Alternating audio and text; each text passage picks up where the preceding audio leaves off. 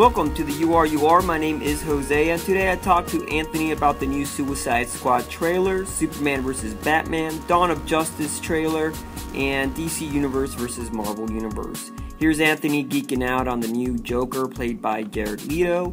Here's Anthony explaining why Leto's take on the Joker may be better than Ledger's. What do you guys think? Let's take a listen. I'm not going to say that Heath Ledger didn't go to, because Heath Ledger is amazing as a Joker. I'm not saying that one of them is better or worse. I'm thinking that just this version of the Joker is going to be better in terms of craziness. Right. As close to the craziness of the Jokers. I think Heath Ledger had the perfect demeanor. Yeah. He had the walk. He had the walk. The kind of thing where he would go around corners, just kind of creep in and stuff like that. I think Heath Ledger is amazing. But what I like about this Jared Leto's Joker, and why I think, to me, why I think it's a lot more interesting to look at is, for one, there's a different look to him that I don't know if I don't really care about anymore. You had to go in an extreme way. You had to change it. They couldn't do the makeup and the fake scars again. That's out of the question. No, they had to do something completely and radically different. And I think, despite how on the nose the tattoos are, they're not subtle at all. They pretty much just say, "I'm the Joker," which I didn't. This is the only probably issue that I have with it, is the tattoos. Yeah, that's kind of lame. Yeah, I think other than that, I think he's nailing it, and I think just by this little couple seconds of seeing him as the Joker, I think already is surprising people, and I'm probably getting them really excited to see this movie. Well, I'll kind of go back to the Jokers that have gone on throughout the years. Okay. We'll just keep it in movies for now. Jack Nicholson's awful Joker. You're not a big fan of. I didn't think that. I think it was a great performance, but I feel that it didn't capture the essence of what the Joker was. And that's why I say awful. I mean, it's very extreme. It's very extreme, and it's totally not as bad as I'm saying, and I'm being very extreme with a lot of my statements so far. And you'll see me retract a little bit of those, but I don't particularly enjoy his Joker. I think the best part of '89 Batman was Michael Keaton. Yes. Vicky Vale, because she was so hot, and that's it. Yeah, it was. I think it revitalized Batman. I think it gave. If it wasn't for Batman, I don't think we would have gotten this resurgence of comic book movies. I think it actually helped imprint, helped let Hollywood know that, we can make this type of movie and it can make money. And now, thanks to that movie, we have all these awesome superhero movies, and we are talking about Suicide Squad. Yeah, so it's great. Yeah, it is really cool. I don't know. I think if anything, he'll be on par with what people's expectations are of the Joker. I think coming off of Heath Ledger's performance, that's the thing. Yeah, I think people are going to be satisfied. Now, if not blown away. I grew up with the Joker of the animated series. Same here. I think that, to me, is the Joker. No matter where we go with it, that's any animated cartoon that I see now, it's gonna feel weird to hear somebody else voice that Joker. Dude, Mark Hamill, man. Yeah, that guy, he is the Joker. It's crazy. Joker, yeah. It's crazy. Even I don't know if you've played the most recent Batman game, the Arkham Asylum series. No, I think the newest, the Arkham Knight one, that's the newest one. Yes. Mark Hamill is the voice of the Joker again that on that one. Yeah, cool. he's the voice of him, and it's so crazy that you can never really come close to the look of the Joker unless you're in a cartoon or you're in a comic book or in a video game where you can really take the liberties of that. But gosh, he kills it in that video game, dude. He kills it. There's a part where he's dead in this game. Spoilers if anybody cares. He's I mean, play the games, it's fine. He's dead in this thing, and Batman gets hit by Scarecrow's fear gas, right? Yeah. And so you start going around the city, and the Joker will just pop up out of nowhere as an illusion, and he'll just be like fucking with you. It's so great. He goes like Barbara Gordon gets kidnapped again, right? Mm-hmm. And they flash back to the Killing Joke, and they actually have the scene of the Killing Joke. That's awesome. In the game. That is awesome. You see Batman, like he hallucinates that he's in Barbara Gordon's kind of apartment. That's crazy. And you see her sitting there, and it gets the door knocked on, and she's on the phone, and she's like, "Hold on, there's somebody at the door." And she goes to the door, and Joker just kicks it open, and she falls on the floor or whatever. And he says like pizza delivery, and he just shoots her. He shoots her in the stomach, like in the comic book. And he's just like he's just taking pictures of her and stuff like that. And Mark Hamill is just killing it with the dialogue. He's saying like, "Oh my God, wait till your dad sees this." It's so insane. It's so crazy. And because it has to be insane, but at the same time, it's fucking funny. The shit that Joker says is hilarious. It was hilarious, and like after that scene ends, you come out of the clock tower and you pop up on the roof, and the Joker's like he's laying there, like he's like posing on his like side or whatever. He's just laying there, and he's just like she was like, "I was aiming for her head, I promise." Like he was just like, and he was just like, "I didn't know that she was working for you. I just got lucky." And then later on, Batman's faced with this thing of like he can either save Catwoman or he can go figure out who took Barbara Gordon, and he's just like, I would go for Catwoman. And she was like, I mean, it's not like you can save all of Barbara. I already killed half of her. Wow. And like it's so good, dude. Like it's so fucked up and good, but that's what the Joker is. And he really honestly hit the best representation of the Joker ever is Mark Hamill and the dialogue written for him. Absolutely. And then you go into cinema, mm-hmm. and Heath Ledger, in a way, just kind of reinvents the Joker. Him and Christopher Nolan, I guess, played with it, and you know the Joker's going to be in that movie, but when you see him, you're just like, yes, like this could happen. Like there could be a crazy lunatic just like this guy. Yeah. The only thing that I never really understood about that movie, which maybe this would be for another podcast, but he's talking about how he never follows a plan. He's in the hospital gown. He's like, you know what? He doesn't really follow a plan. He doesn't plan things. You know what I mean? Mm-hmm. He just kind of does them. Like he just says the thing. Yeah, but there's a lot of things in that movie that you need a lot of manpower to do. So what the hell? There's a lot of that. And to be honest, the Joker is a very thought out guy. He just seems insane, but it's controlled chaos is basically what it is. Yeah. We would like to say that, but that's another movie. But anyways, yes, Heath Ledger reinvents the character. So now you have a question. What do you do with future DC movies? Do you have a Joker? Do you not? Of course you're going to have a Joker, so then you have a Joker, and now you have to reinvent it all over again. And I kind of feel like they had to do this. I don't agree with the grill. I don't agree with the tattoos. It's just not my thing. It just feels like they totally went and did the gangsta Joker. You know what I mean? I don't know. Those are very salient issues of mine as well. I think the reason why I'm looking past it is because the acting is there. Yeah, the performance is there. I think the writing will be there. David Ayer is a proven director at this point. Fury is an amazing movie. Yeah.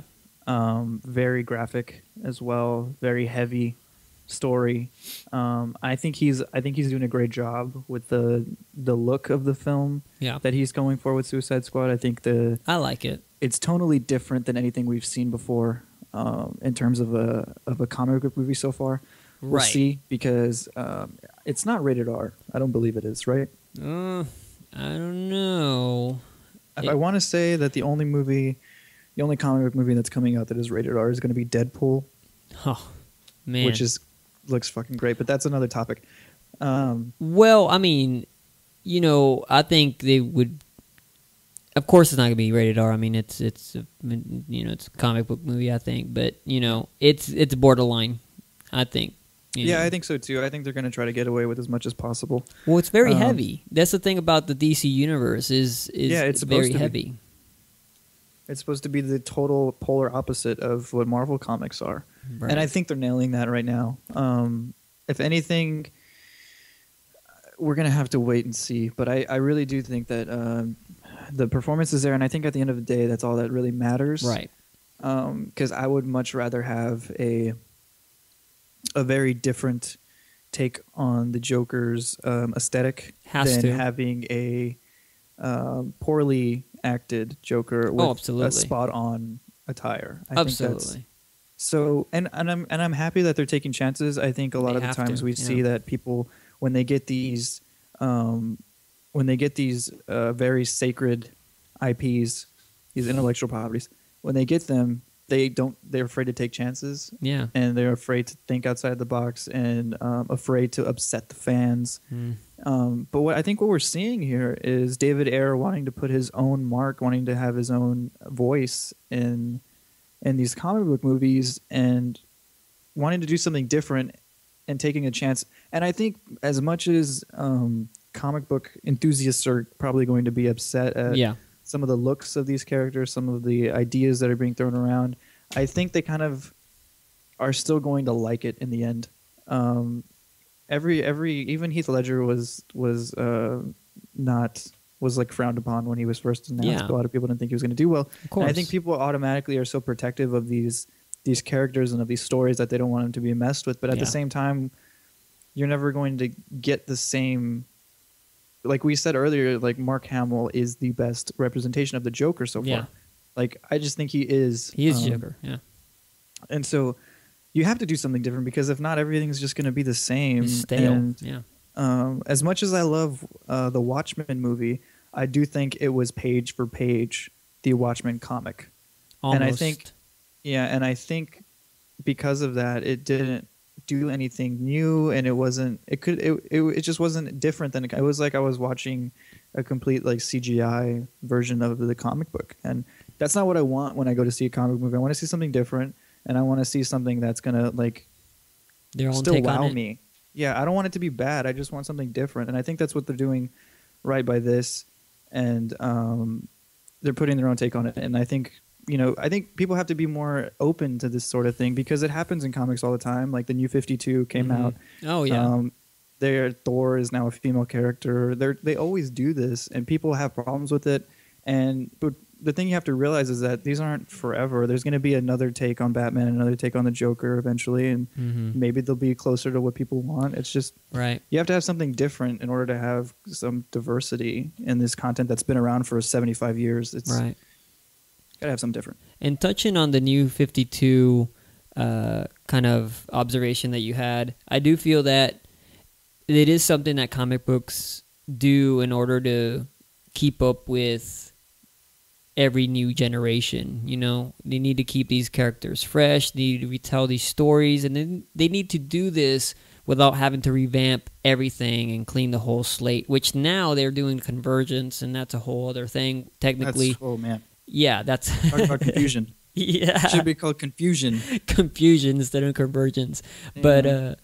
But yeah, I mean, you see this all the time, and you see them redoing these characters, and Spider-Man gets he goes from getting married to Mary Jane to having kids to all of a sudden he's back to being 15 and he's fighting Dr. Octopus all over again. And I think it's healthy. Superman's wearing a t-shirt and jeans. Exactly. Yeah, and he's not wearing that that red underwear anymore. But crazy. I think it's fine for, you're trying to do it for a new generation.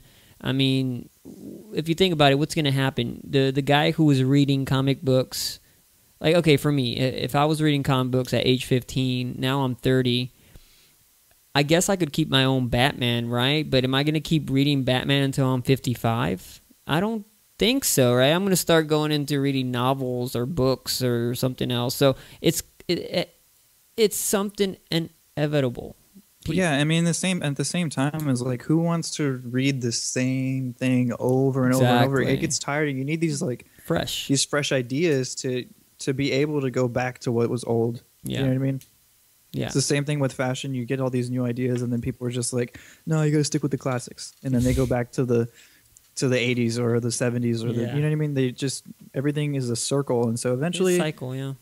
Eventually, like you need to have these things just so you can go back to the old stuff. And I think that's what they're trying to do with this universe. And you see Batman in this trailer. Mm-hmm. I think it's going to be before Batman versus Superman, and even Batman has a completely new look in the Batman versus Superman trailer. Yeah, which I don't know if you've seen yet. We will see that in just a little bit. I just want to touch base on one thing. Okay. Will Smith. Yes. As Deadshot, right? Yes. What are your thoughts? I think, I don't know. I think, honestly, I mean, to me, Will Smith, he's a good actor. I just don't think he's as great as everybody might make him out to be. I think he has a good personality. I'll have to see. I think he looks great in the costume. I think he looks fine. I don't know. I feel like he has the same kind of demeanor in all of his characters. Yeah. He's either on or he's off. Well, what about I Am Legend? Did you like I Am Legend? Yeah, I thought it was a good movie. Well, I kind of feel like that's what he would have to channel for this movie in a way, Basically, yeah. You can tell it in the way he's delivering his dialogue. It's very he's the leader. Yeah. Basically. Yeah. Which is in the Suicide Squad comic, he is. And this looks, I mean, if they're basing it off of the animated movie that was made for the Suicide Squad, I don't know if you've ever watched that. Haven't seen that. Maybe I should. It's really good. Is it good? It's really good. It's I'm pretty sure it's like a rated R. Whoa, serious? Animated series. Yeah, it's really good. And the premise of it is the woman in the trailer, she gets all these people together. Basically, she says it in the trailer too, because we don't have to take any blame for this. We can just blame it on them. Yeah. It gives us full deniability and stuff like that. And she gets Harley Quinn and stuff like that, who at the time she's already Harley Quinn, and she doesn't like the Joker right now. They are not on good terms. They broke up, and basically she got tired of him beating the shit out of her and like telling her what to do. And so she recruits all these people, basically the same people that are in the trailer. And Deadshot is the leader, and they have chips in the back of their head that if they do anything other than what she says, they get decapitated. Interesting. And so they get sent to Arkham Asylum, basically to kill the Joker and find the Riddler or something like that. Something along the lines. I'm probably getting a little fuzzy, but the main thing is they're taking down the Joker. And it's really cool, and I don't know if that's the premise for this one, but it looks like it because the Joker is already the Joker. So yeah, it's a really interesting thing, and Batman is in that as well. He's trying to kind of like figure out what's going on and stop it from happening, kind of thing. And so yeah, it looks really good. I think Deadshot is if you're going to find a person to play Deadshot, it's probably almost a no-brainer to get Will Smith. Mm-hmm. I don't know. I think Will Smith is kind of, at least for me. Well, he's made a couple movies lately that they're blunders. Yeah. I think this is probably a little bit more of a edgier thing for him to kind of like prove his acting chops. I guess again. so. Yeah. Perhaps. But I'm in for it. I'll probably see that in theaters. I'm excited for Suicide Squad. I'll admit it. Yeah, Now, so you're gonna go ahead and talk about the next DC movie. I'm gonna go ahead and transition us to the long-awaited Batman versus Superman: Dawn of Justice. Dawn of Justice. All right, are you ready? I'm ready. The Dawn of Justice. All right, ready and go. There we go. All right, so we're actually going to watch this trailer, and you have your black and white, typical faded. See, this is the part that I'm talking about. Earth belongs to humans, all of this stuff.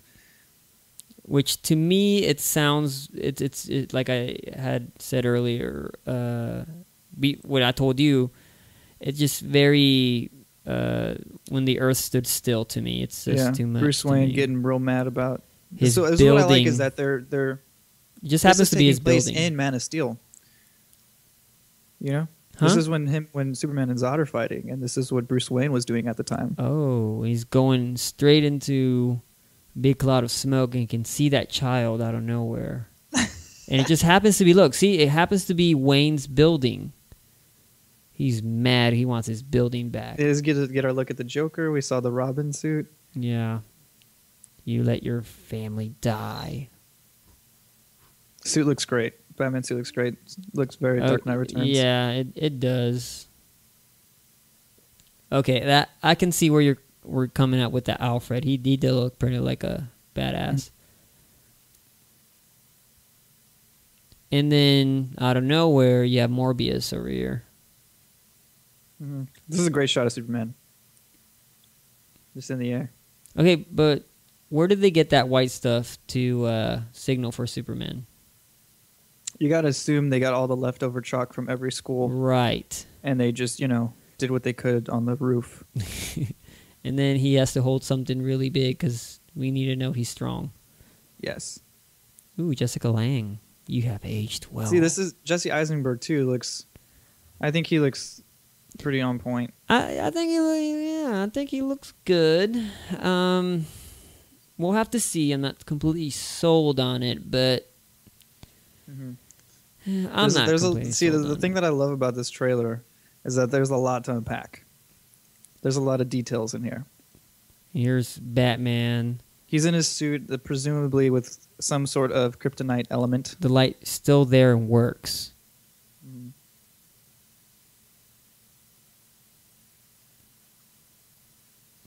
The suit does look pretty cool.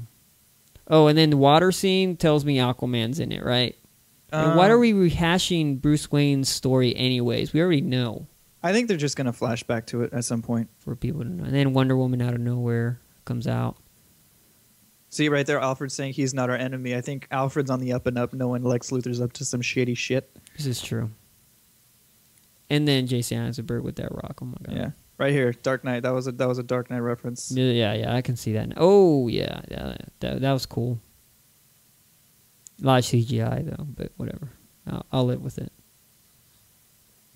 Let the red games come. I think that's a good line, man. I don't care what anybody says. This is the only part that's not believable is how the fuck would he not just rip Batman in two? But Superman doesn't kill, so I guess that's the answer.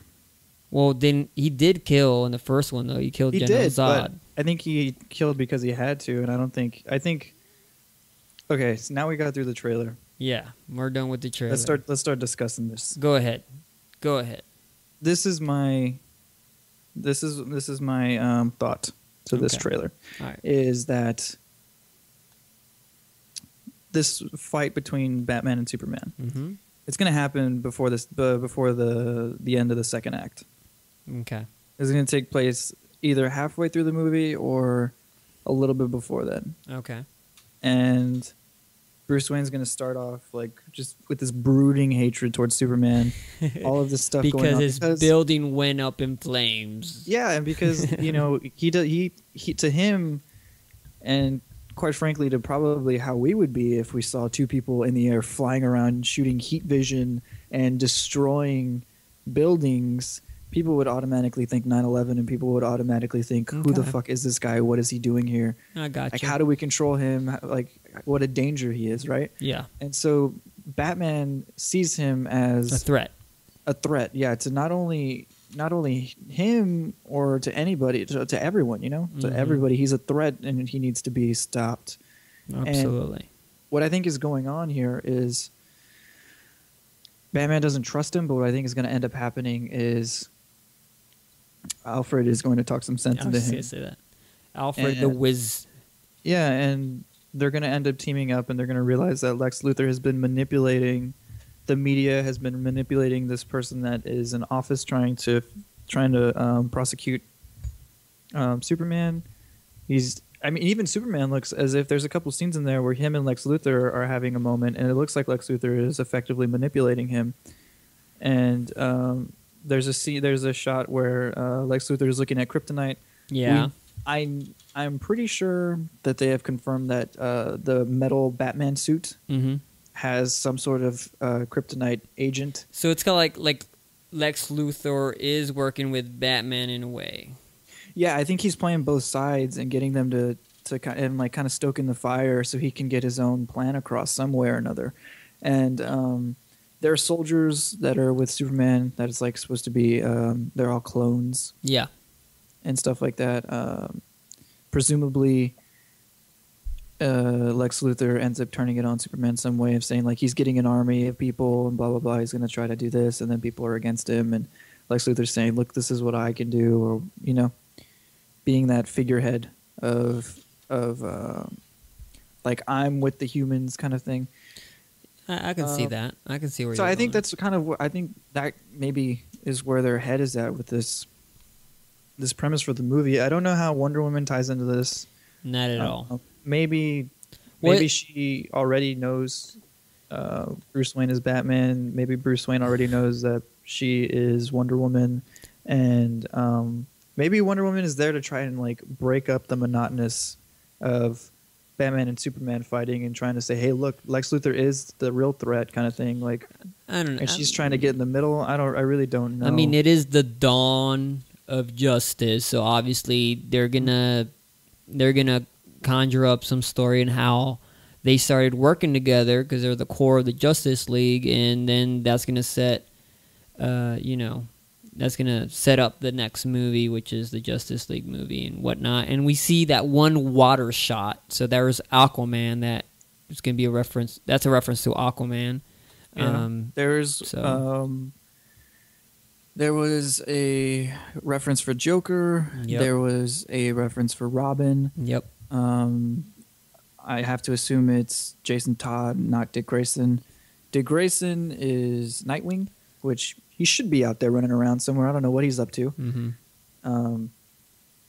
But if that's the case, then the next standalone Batman movie has been confirmed to be directed by Ben Affleck and co-written by Ben Affleck.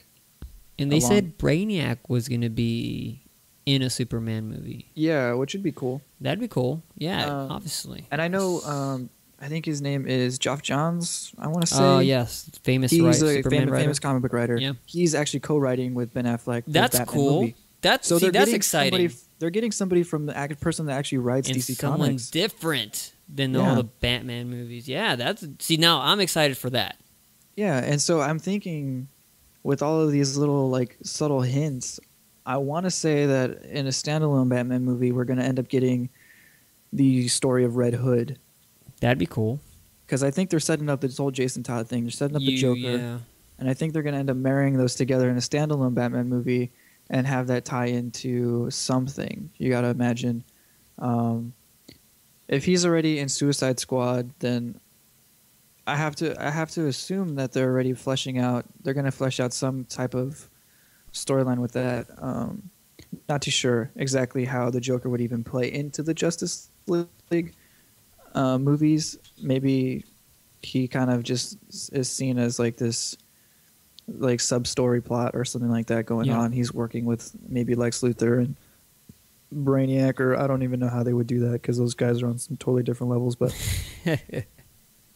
yeah, I don't know. I want to see the more. I don't want the Batman movie to feel like it needs to be like another setup for what's happening next in the Justice League. If that makes sense. Yeah, I want there to be Gotham standalone, characters. right? Standalone Batman movie. Yeah. Yeah, I want there to be, whether it's Bane again, or it's Penguin, or it's Scarecrow, or it's Mr. Freeze, whoever it is, I want there to be those characters in there too. They should do a really good Mr. Freeze, but I don't know how they could pull that off with this type of world. I don't know how believable it would be, you know? Or Poison Ivy, I think, would be a really good character. Yeah, Poison Ivy would be good.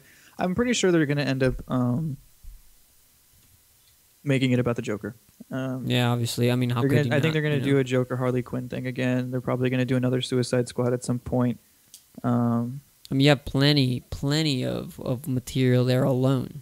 Yeah, and I'm hoping that they keep Geoff Johns on for other movies too, because he'll definitely give a different approach, and he knows these comics. Well, the money talks, really. So yeah, and surprising to see Ben Affleck co-writing it, but it's not to say he's a bad writer. I think he's a fine writer. I think he's a good director. Well, I mean, he's doing it with Geoff Johns, so I think it's like he's there to consult, maybe. I mean, he wrote Good Will Hunting with great movie. Yeah, so he knows how to write, and Geoff Johns knows the material. So I think it's a good blend. It's a good duo, yeah. It's a good blend. And so I'm excited. I think it's surprising, but Superman's suit, I think, has a lot more color. A little bit more, thankfully. Yes. Yeah, because, I think they listened to the fans wanting a little bit more color. Yeah. It's still a little washed out of a color palette, but there's a lot more color going on. I don't think they want to go too saturated because they want to stay away from the Marvel look, which I think they've already said publicly that they're trying to be complete opposite. And I understand now. At first, I was kind of like, what the hell with it? But I think what they're trying to do is they're trying to have these movies, but they're also trying to express, what a traditional movie would do is, they would talk about kind of the human aspect of everything. And it's kind of things that you were saying where, yeah, if there was a Superman to come down, they're really asking, like, what would really happen? People would react in a frenzy. And yes, you would have someone like the Batman, I guess, have to go against them in some shape or form. I think the mentality is, no matter how ridiculous it seems that Batman is fighting Superman, because honestly, that is the most ridiculous thing ever. Batman would have no prayer in fighting Superman, right? He is smart. And it's funny that they have to give Superman all of these restrictions. Like, Batman's suit is now have some type of kryptonite agent in it to allow him to fight him or whatever. Mm-hmm. I think it's funny that they have to come up with these things to get them to fight in this universe. Mm-hmm. But the fact of the matter is that in Batman's point of view, it's like no one is going to stand up to him, but I have to, and I am, because if anybody is, Batman's going to, right? Right. Yeah. There is no other like superhero that could or that they would. know of. Yeah. Maybe that's where Wonder Woman comes in. I don't know. Right. Wonder Woman she can fly, she can do all these things. So, I don't know if it's going to be her and Batman working together. There are shots of them seeing each other, and she is Princess Diana in this, in one of those. So, I do think it's funny though. I think it's funny how, if we're looking at just the comic books, that in the comic books, DC is full blown out superhero. It doesn't matter. They don't have, in the very beginning, they didn't have all these social dilemmas. They don't have any realistic stories. They were just like detectives. Well, Batman was a detective story, and it was just very outlandish. And Marvel, with Stan Lee writing it, he was the one that started saying, well, what if these people actually had real problems with Spider-Man and Fantastic Four, where they had issues with the government and people didn't really like them, things like that, where he was taking a more realistic approach at things. Yeah. And now in the movies, it's complete opposite. It's complete opposite, yeah. And I think it's interesting. Yeah, and I think it's funny that you mentioned that because, Spider-Man was probably the first comic book character with issues, Yeah. with problems that he had trouble dealing with, and Yeah. that was a big deal. Yeah. At the time, Stanley couldn't get it published until it was like the last issue of one of the comics. But I think it wasn't until Frank Miller's interpretation of Batman that we really got Batman even as before, it should be. Because for a while, Batman was a very campy comic book character. He went there. Yeah, he went there. It was, I mean, Adam West was a very campy look at Batman. That whole thing was a very campy look at Batman. And so it wasn't until Frank Miller started writing the Dark Knight Returns that it was a dark story, and it was something completely different than what Marvel was doing at the time. Yeah. Marvel's had some dark moments, like when Gwen Stacy dies, or these certain pivotal moments in comic books, but I feel like DC is primarily dark stories, and most of the time the easiest way to convey darkness or some type of a more of a heavy story, just tonally, is by desaturating colors. Hue. Yeah, color, just desaturating and making things just look darker, Word for Christopher Nolan. Now they're, those movies did great, so they just kind of... Yeah, and the funny thing is that even in the Christopher Nolan movie, like the third movie, Batman was in a suit in complete, like in white backgrounds, like in a white room where he was just in daylight. Yeah. And the funny thing about that is I think that was when it looked the cheesiest, is because why would Batman be out during the day? Daytime. You know what I mean? Yeah. Like, it's just, that looked weird, and it looked like a guy in a suit. And so I think that's what this movie is doing well, is that it is at night. They learned their lesson. And so I think it looks good. I think the way that the characters look, the costumes, the general aesthetic of the movie looks really good. It's completely different than any of the Batman movies we've seen. I think this Batman is probably the most Batman that we have gotten. Like, he's using his grappling hook. Yeah, he's fighting, like in a way that's not like some weird like Krav Maga, like just doing this over and over again, like raising his arms and stuff, and like doing like hammer fists and punching down. Like, it's like Batman actually being Batman, and I think that's what's really exciting is seeing all of these things like you would see in a comic book. And I think if anybody was going to do that, it was going to be Zack Snyder. I think he has a proven track record of making these crazy CGI action movies that are not Michael Bay like. Ooh, that's another podcast, Michael Bay on itself. Anyways, so you had mentioned to me why you thought Ben Affleck was Bruce Wayne. So if you want to tell me that again. Okay. Which is really good. Bruce Wayne is a complex character. He is Batman, and his facade is Bruce Wayne. Yeah. Contrary Playboy. And he takes this initiative to go and make a difference, and it's quite radical. He goes and he faces he faces these criminals in a way that nobody else can. Yeah. And the reason why I think Ben Affleck has already proven to do this is the movie that he, I want to say, wrote and directed. It was based on a book, but he. It was based on a book, and he adapted it. Was that how? Yeah. Okay, and he directed it, and it's called The Town. Great movie. If you guys haven't seen it, you got to watch it. Yes, there is a scene where Ben Affleck is conversing with this woman that he has an interest in, that he is just basically following. He's stalking her because he wants to make sure that she doesn't say anything about him to anyone. And he ends up like kind of falling for her, and they're talking, and she's saying like, oh, I don't really like walking around these streets alone at night or whatever. Like, he's like, why is that? And he's like, well, there's these people, and there's these guys, they try to kind of mess with me, but it's okay. You know, I was able to kind of push him off or whatever. And then he was like, oh, really? Do you happen to know what they look like?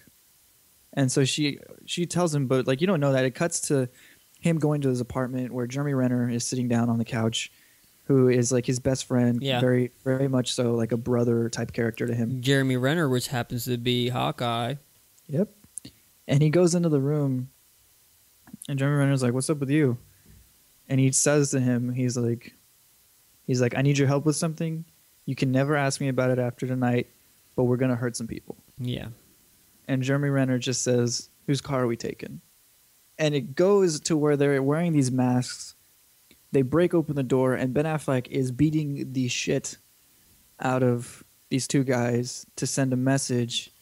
And he basically just like, he just destroys them. And this girl never has to worry about them again, right? He doesn't kill them. He just destroys them. Like, he makes sure that they know not to go back over there. And so to me, this is a very Batman thing to do. Batman is that type of character that will put fear into somebody. And break your legs. Basically. Like, if he has to, right? But he's never going to kill you. He's just going to make you never want to do whatever you were doing ever again. Right? Yeah. He is a very dark character, and if he were to kill somebody, he would basically be on par with the Joker, because I feel like, in a way, he is the Joker if the Joker didn't kill. Well, you know, there wouldn't be a Batman if there wasn't a Joker, and vice versa.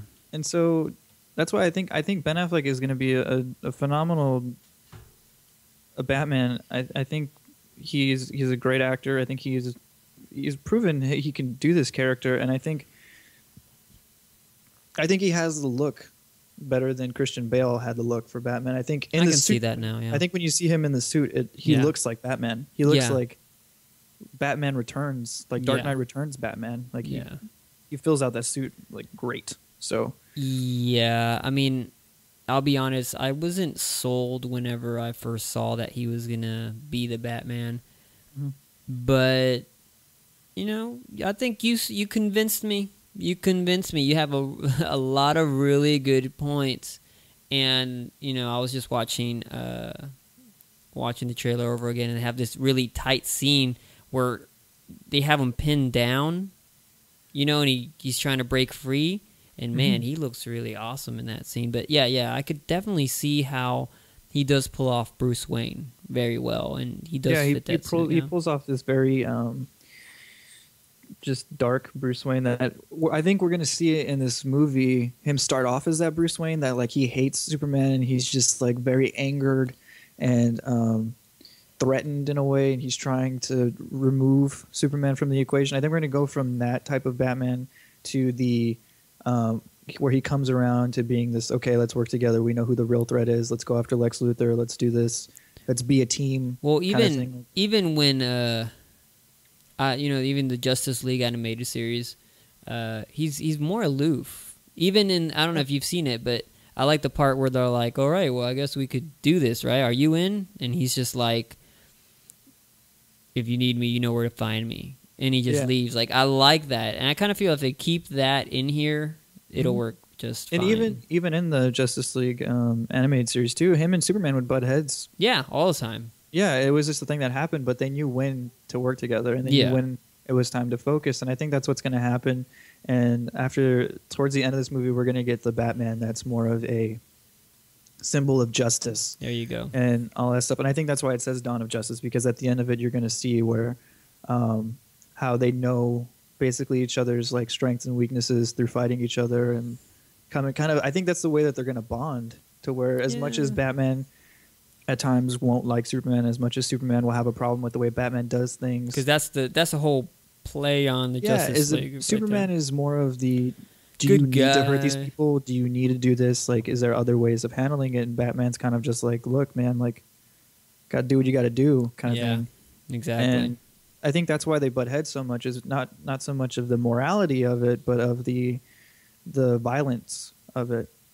Well, they're asking questions, and what's the right way to go about it, really? You know, and I kind of feel like that's the difference between these DC movies, I kind of feel they're bringing a real human level to it, and it's very dramatic to the sense of that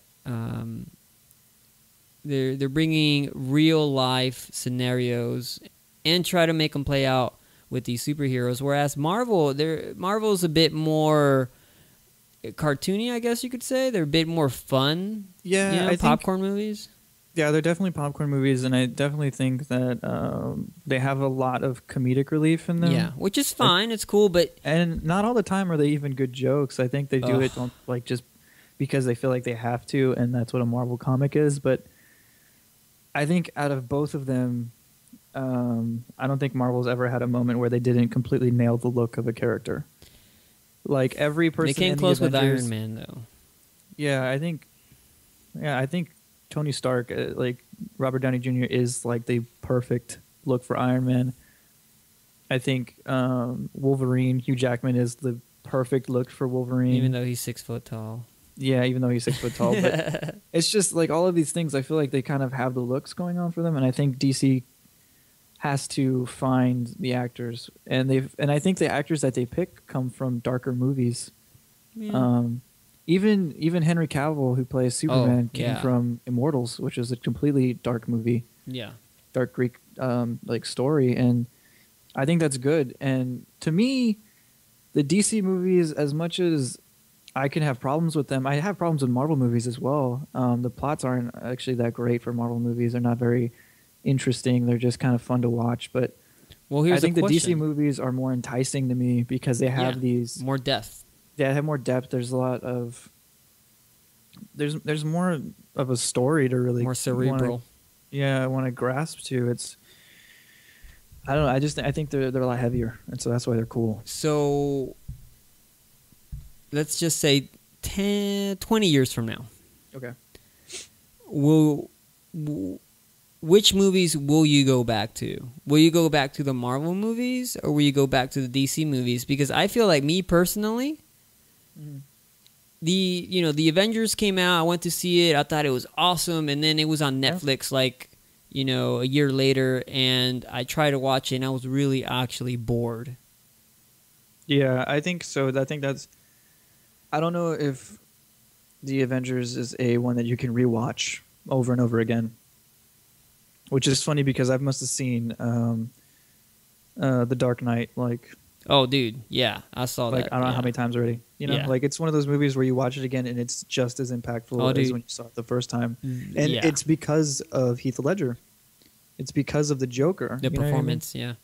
If it didn't have him, then I don't think it would have been as good. And I don't know. I think that's why 20 years from now, assuming that Batman vs. Superman is good, assuming that Suicide Squad is good, and the Justice League movies are good, I'll probably rather watch the DC movies.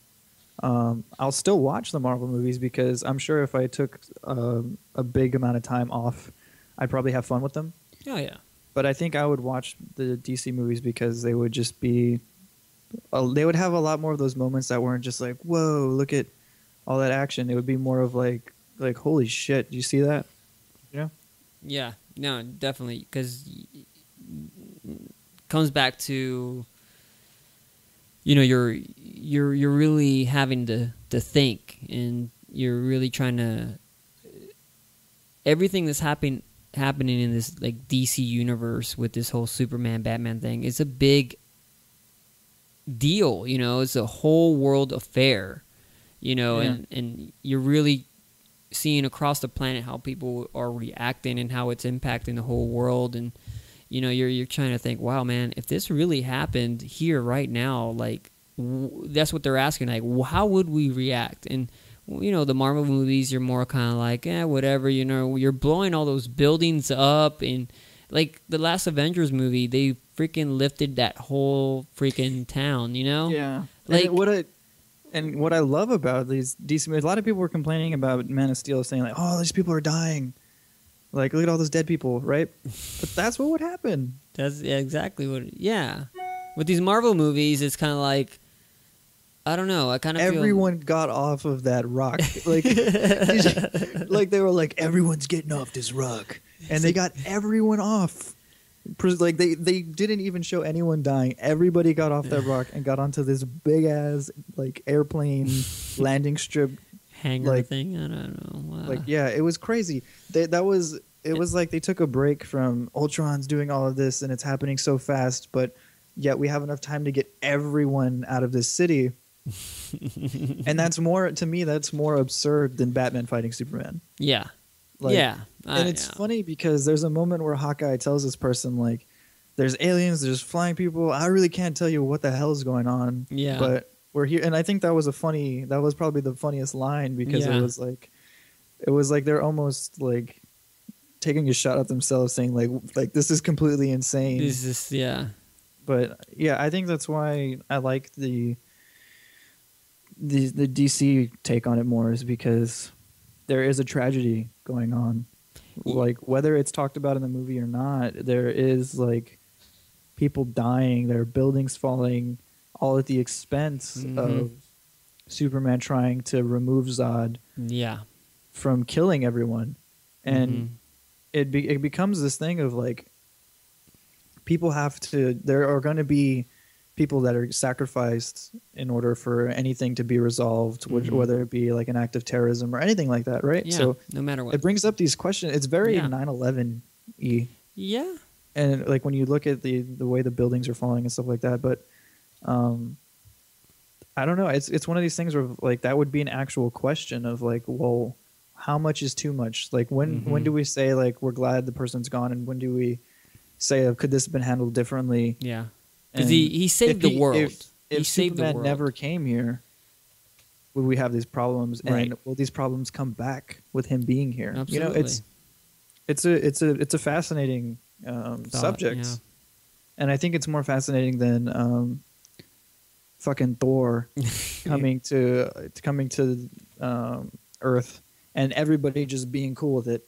Everybody being like, oh yeah, Loki's never going to come back, or these crazy frost giant people are never coming back. I mean, like, they've clearly demolished New York, you know? Yeah. It's like they're just going through the rebuilding stage, and then here we go again. Yeah. And then the Hulk and Iron Man fight each other in the craziest way possible, going through all of these buildings.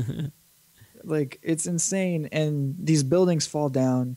And then Iron Man gets on the thing. And he tells him like, yeah, can we get the Iron Man relief people to come back and like help these people out and rebuild the city. So it's insane, like that people are okay with just a green monster running around and not questioning that. So those are the problems that I have with the Marvel movies is that they're not confronting these questions that would just inevitably be asked. And I'm not saying that DC handles it like perfectly. I'm just it's a little bit more realistic. I mean, I always wondered about like if I lived in the Marvel universe, I wouldn't leave the fucking house. Like I'm not gonna go anywhere. I think in both of these, like Gotham is such a fucked up place at this point. Like if you look at the animated series or the comic books, why would anybody want to live in this city? Yeah. Where constantly people are like robbing banks, blowing up things, Joker's running around doing God knows what. There's a person that can control plants and we live around plants. It's insane. And so both of these are equally crazy. To me, even when I was a kid, I could never believe how no one would recognize Superman if he put glasses on. Yeah, same here. And I'm surprised they even kept that in the movie because I thought they were going to do away with that. But then at the end of Man of Steel, he shows up at the Daily Planet or whatever. Yeah. And I'm like, you had to do it. Like, you had to. I mean, can you guys make it a little bit more believable, man? Like, dude, like, maybe he works from home at a blog or something. I don't know. Yeah, I don't know. I mean, especially because Lois Lane in the first Man of Steel was already poking into the background of this guy. And that's how she finds out where to find him. She just happens to go into his spaceship, find out who the father is, and oh man, she knows too much. I don't know. I didn't really like that whole part of the Man of Steel. I thought it was too much. I don't know.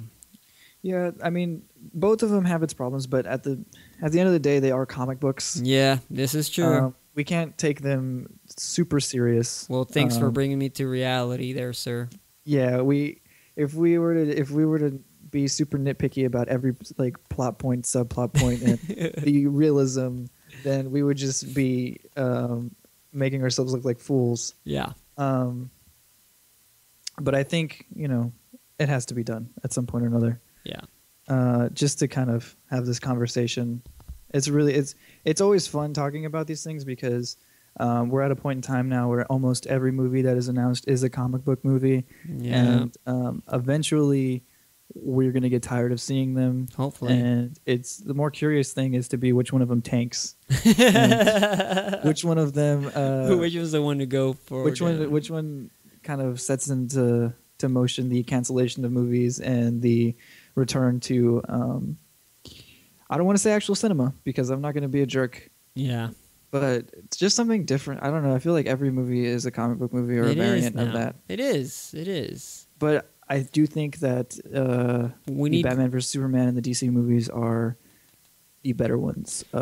As looking at the trailer, I'm not excited to see Ant-Man. I don't really care about Guardians of the Galaxy. I'm more interested in what DC's doing because I think they're actually doing something different with the characters, and they're taking more chances. Well, there you go. We're going to go see Suicide Squad when it comes out, and you've convinced me. You know what? I'll go see Batman vs. Superman. Hey. He has convinced me, people. I was the one on the fence. I was like, I'm tired of Pixar movies. I'm tired of superhero movies. I'm kind of like, let's watch something else. Like, this is another podcast that we're going to talk about, but we've lost the American actor. There was this great piece that I read, and there's a bunch of English actors who are doing awesome movies, and our American actors are just doing superhero movies. So that's another thing that we'll talk about. But everybody, comment. Let us know what we missed. Let us know what your thoughts are in regards to these movies. And are you guys going to go watch it? Yep. Marvel versus DC. Hey, why not? Let's stir the pot, right? Yeah. Why not? Fuck it. Tell me how much of a piece of shit I am. Exactly. Exactly. Tell me how much you hate me. If you guys have any other things that you guys want to talk about, you guys want to join the conversation, not literally, okay? But if you guys want us to talk about something, hey, let us know. But coming up, we'll talk about the future of American cinema and actors and some pretty cool directors that are out there that I look forward to seeing their work soon here at the URUR. All right, guys, have a good night or good morning, good afternoon, whatever. Yep.